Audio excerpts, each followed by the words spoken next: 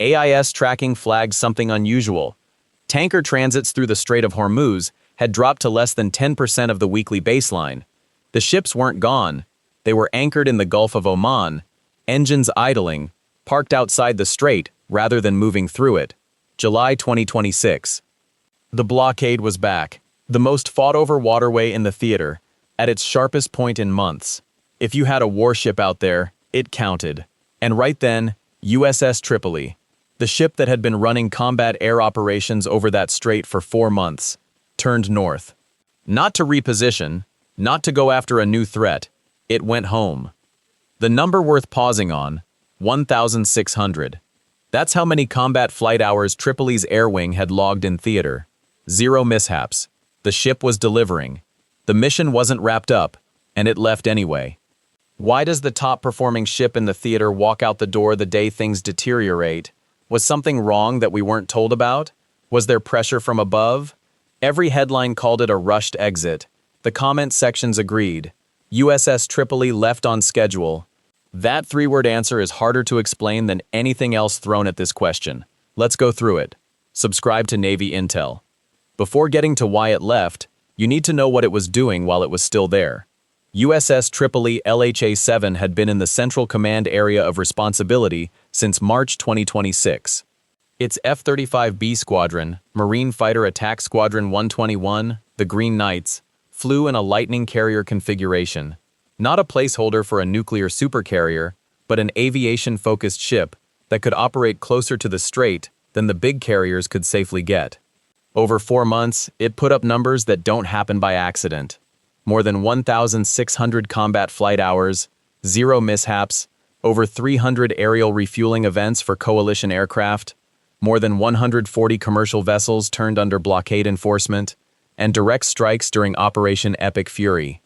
Tripoli wasn't out there for show. On July 14th, the blockade came back.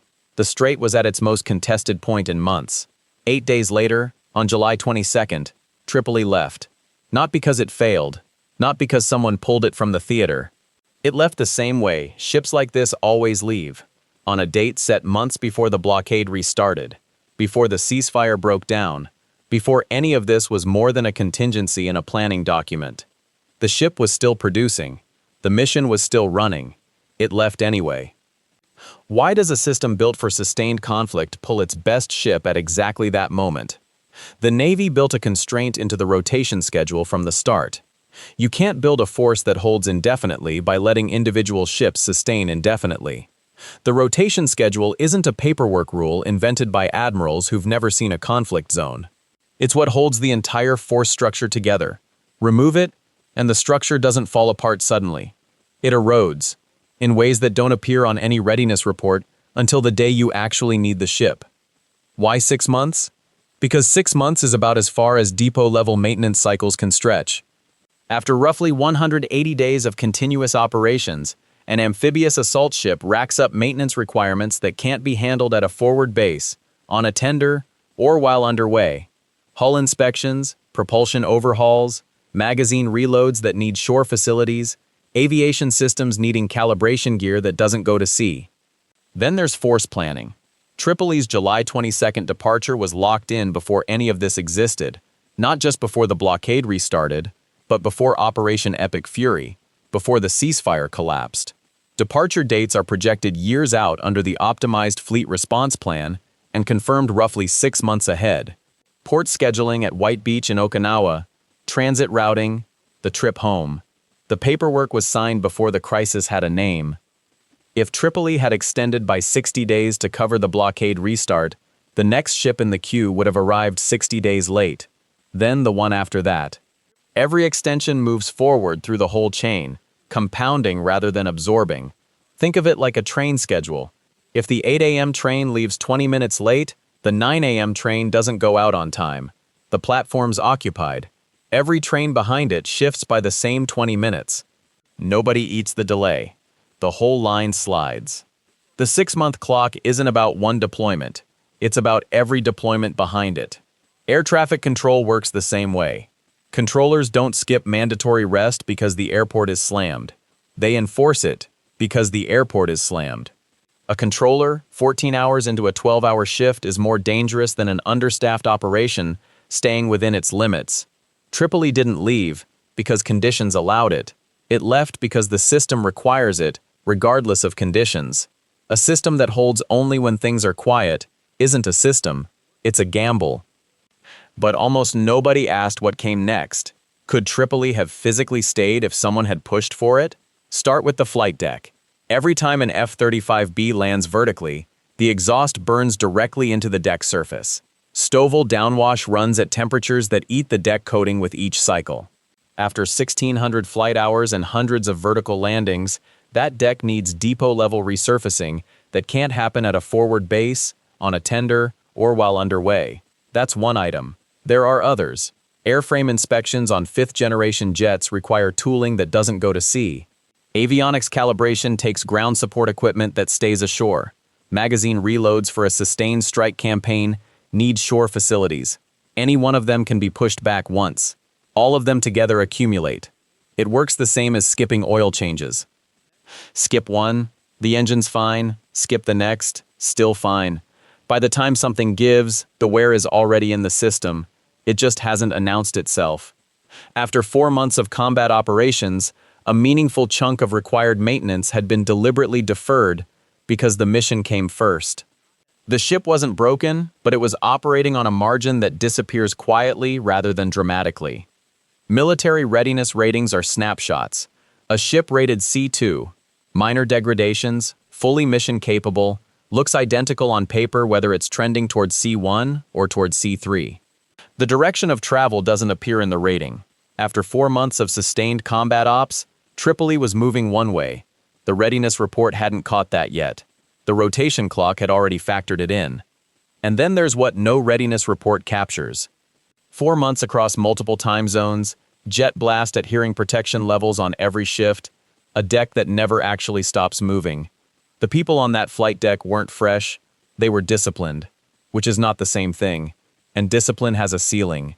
0 mishaps across 1,600 hours isn't proof they had capacity to spare. It's proof a crew held until the schedule said they were done. A Formula One car can finish a clean race on worn tires. You don't put it back on track without a pit stop. The stop isn't failure, it's the only way the next race happens. Could Tripoli have stayed? Physically, probably not. But the question assumes there was a hole to fill. Boxer was already there, not rushed over to cover a gap, already on station, running its own 6-month clock on its own independent mission in the Central Command area of responsibility. To keep continuous blockade presence across a rotation, the Navy doesn't stretch one ship. It runs 2 on staggered timelines, so their operational windows overlap automatically. The coverage is built in. The overlap isn't an emergency arrangement, it's what the system produces without anyone having to call for it. Power grids work the same way. You don't shut down one plant and then fire up the next. The backup is already running at partial load before the primary goes offline. The handoff happens while both are live. That's why the lights stay on. The timeline. USS Boxer LHD-4 left Naval Base San Diego on March 18th. During the same window, Tripoli was entering the Central Command Theater. Boxer spent 3 months in the Indo-Pacific before heading to the Middle East. Its amphibious ready group, with the 11th Marine Expeditionary Unit on board, arrived in the CENTCOM Aor on June 30th, 22 days before Tripoli reached Okinawa. On July 14th, when the blockade restarted, Boxer had been on station for 2 weeks. When enforcement picked back up, there was no gap in amphibious presence. Nobody scrambled. No emergency extension was requested. The system had already handled the problem before it came up. The 2 ships are different by design, and that's why the handoff works at this point in the campaign. Tripoli is an America-class ship with no well deck. That space went to a bigger hangar, more aviation fuel, and the infrastructure to keep up to 20 F-35s flying at combat tempo. Built to project air power at high intensity, Boxer is a Wasp-class ship with a well deck, 3 landing craft air cushion, or 2 of the larger landing craft utility. Fewer F-35s in standard configuration, but it has something Tripoli doesn't: the ability to put Marines and equipment directly onto a shoreline through the water. The first months of the Hormuz campaign needed maximum sorties and maximum enforcement. That was Tripoli's job. What comes after a blockade restart calls for sustained presence, endurance over intensity, and the option for a surface assault if it reaches that point. That's Boxer's job. A blockade restart doesn't only call for aircraft overhead. It needs something aircraft alone can't provide: the credible option of actually putting people ashore. An LCAC runs at over 40 knots and can get a Marine unit onto a beach in under 20 minutes from beyond the horizon. Tripoli enforced the blockade from the air. Boxer does it from the water. The title asked why Tripoli rushed home in the middle of a crisis. It didn't rush, but the departure itself tells you something worth knowing about the system that produced it. The rotation schedule doesn't adjust for circumstances.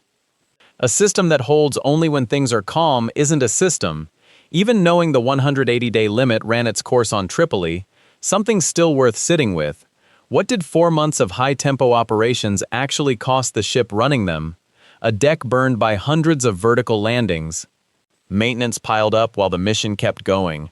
A crew that held not because they had room left, but because they were disciplined enough to hold until the date said stop. 0 mishaps across 1,600 hours isn't proof of headroom.